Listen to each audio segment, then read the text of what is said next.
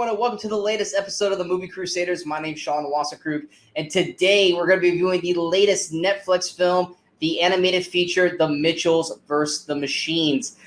This movie had a lot riding on it. This movie was supposed to be released in theaters, but ended up going to Netflix because of the pandemic and everything. The reason why this movie had a lot riding on it is because it is produced by Lord and Miller, the same guys who brought you the Jump Street films, the Lego movies, helped produce Spider-Man Into the Spider-Verse. This movie has had a lot of eyes on it over this past week, and frankly, I wasn't going to watch this. If you guys watched The Weekend Crusaders, Brian Michaels brought this movie up, and I said, yeah, I'm not watching this movie. But so many people have been talking about this film over the last few days that I broke down and said, fine, I'm going to watch it and review it for you guys. I'm going to say this first off. When I saw the trailer for The Mitchells versus the Machines the first time, three things ran through my mind. One, a pug. I'm a previous owner of 3 pugs. They are phenomenal dogs, and sadly, all 3 of them have passed on. But every time I see a pug, it immediately grabs my attention. 2, the dad looks like a fat Mark Paul Gosselaar, aka Zach Morris. Cue the picture right now. And 3, this did not look like my kind of film.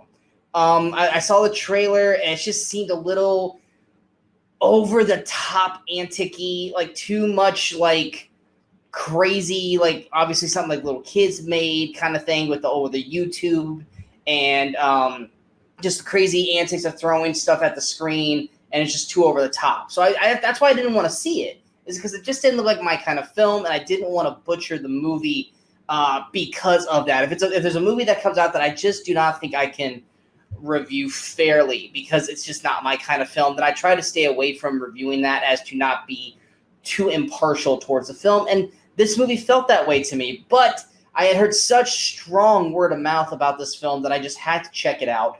So let's go ahead and jump into a review of The Mitchells versus the Machines. The general plot of the story, you're following basically the Mitchell family, led by Kate Mitchell. She's the teenage daughter, voiced by Abby Jacobson. Most people know her from Broad City. I hear great things about that show. I have never actually watched it myself, but yeah. And then you got her father, Rick, played by Danny McBride. Linda, played by Maya Rudolph, and then the little brother Aaron, played by Michael Renata. And that's another thing in this trailer that I really kind of felt something towards. There's a scene right at the beginning of the movie where Aaron is calling people in the phone book saying, "Hey, would you like to talk about dinosaurs with me?" No? Okay, thank you. And cross someone off the list. When I was a little kid, I was all about 2 things: baseball. Actually, 3 things. Sorry, baseball, dinosaurs, and pro wrestling. So I get at that age wanting to talk about those things, especially the dinosaurs with Jurassic Park and everything, and not having anyone really to talk about it with. So that character really struck a chord with me. But anyway, we're following the antics of this family. Katie, she's an eccentric girl who has fallen in love with making movies and wanting to be a director, filmmaker. We've all been there, right? Look what I'm doing right now. And she has just gotten accepted into film school, and it's her last night before she goes off to college. Her father is kind of like a wilderness guy. He really doesn't get technology. So they're always at an impasse. They're always on their phones. He wants them to not be on their phones. And you kind of see where this is going with their relationship. There is a kind of like an Apple kind of software. So instead of it being Siri, it's called Pal. And there's a big update, a big new phone coming out, and thus starts a robot apocalypse. And thus, because of the robot apocalypse, every human has been captured except the Mitchell family. So it's up to the Mitchell family to put their differences aside to try and stop the robot apocalypse and save the world. That is the general kind of plot of this film. Now, like I said, in terms of when I first saw the trailer and I was like, this just didn't look like my kind of movie. Yes, there is some very over-the-top things that happen in this film with animation choices and showing live-action shots with the animation, which just kind of takes you out of the film in a little bit. And so, yeah, I mean, there are parts of the film where I feel like they pushed it a little too far, or they did a little too much. That just takes me out of the moment. Sometimes it's like the anime, like the pops or the sparkles or something going around a person when they do an action, or like I said, throwing in a live action person's face over the animated person's face. Stuff like that that's just kind of very jarring when you're watching the movie. You're kind of getting into it, and then bam, you get hit with that, and it kind of takes you out of the movie for a split second.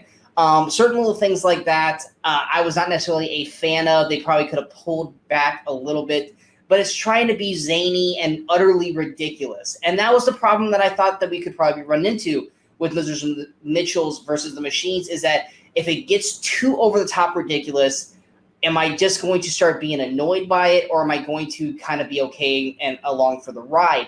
And for the most part, I went along for the ride. The Mitchells versus the Machines is actually a very delightful, funny, fun family animated film. By the end of the film, you care about the Mitchell family. You care about Katie. You care about Rick and Linda and Aaron.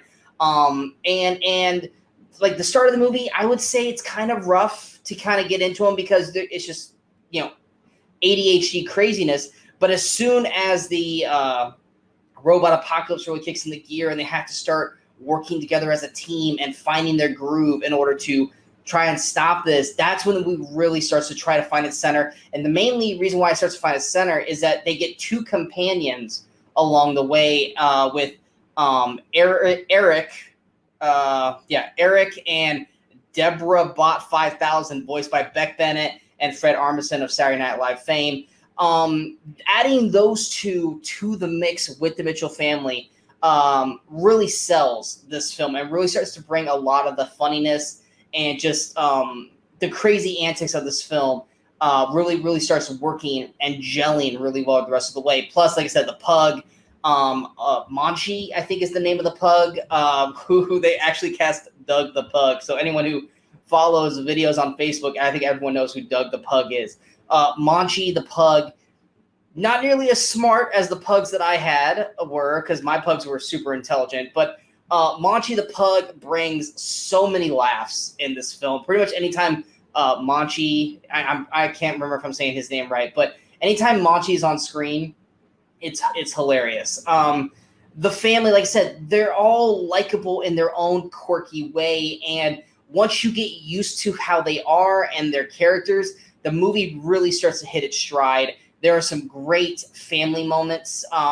Some of the things that I was thinking about while watching this was kind of the Goofy movie, which I'm not going to go any further into why, but when you watch the movie, I think you guys will kind of see what I'm talking about in terms of the Goofy movie.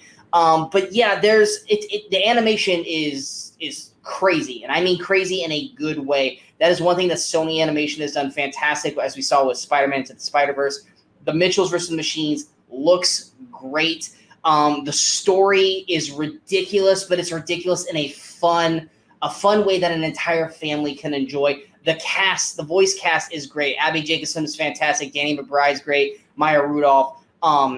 Olivia Colman plays Pal, who is basically the leader of the robot revolution. Sometimes it sounded like Emma Thompson to me, but doesn't matter. They're both great. But Olivia Colman, who's been killing it as of late, she does a great job as Pal. Eric Andre plays Mark Bowman, who's kind of like the Bill Gates of it all in this film. He's got some fun little moments here and there. Chrissy Teigen and John Legend. They've got like some little parts here that are kind of funny, as well as Charlie Yee. Conan O'Brien pops up at one point. It's a great voice cast all around, and like I said, the story is really what sells this film. Like I said, it's a little kind of on the rails for the first 15 minutes, but it really starts to pick it up, and it becomes a very strong, fun story nonetheless. So overall recommendations, highly recommend The Mitchells versus the Machines. I think if you're hesitant like I was going into it, just kind of go in with an open mind and just kind of accept what you're going to see. There's some things, like I said, that are just going to be a little bit too over the top for you, but you just kind of have to let it simmer, because I guarantee once you're on the ride, you're going to enjoy it for the entire 2 hours. Also, it's one of those movies too, watch it through the credits. There's story inside the credits that's actually funny, and continuations of the story as well. High recommendation for me for the Mitchells vs. Machines on Netflix. I'm going to give it an overall score of an 86%, which is an A score for me. So definitely check that out. It is one of the better films of 2021 so far. I hope you guys enjoyed this review. If you guys did, go ahead and hit that like, share, and subscribe button to the channel so you guys stay up to date with all the latest videos that pop up on the Movie Crusaders. And of course, don't forget to follow us on all the social media outlets you see below. Coming up next, we have a review for the Amazon Prime Tom Clancy action film Without Remorse. And until next time, in case I don't see you, good morning, good afternoon, and good night, Movie Crusaders. You're still here? It's over. Go home.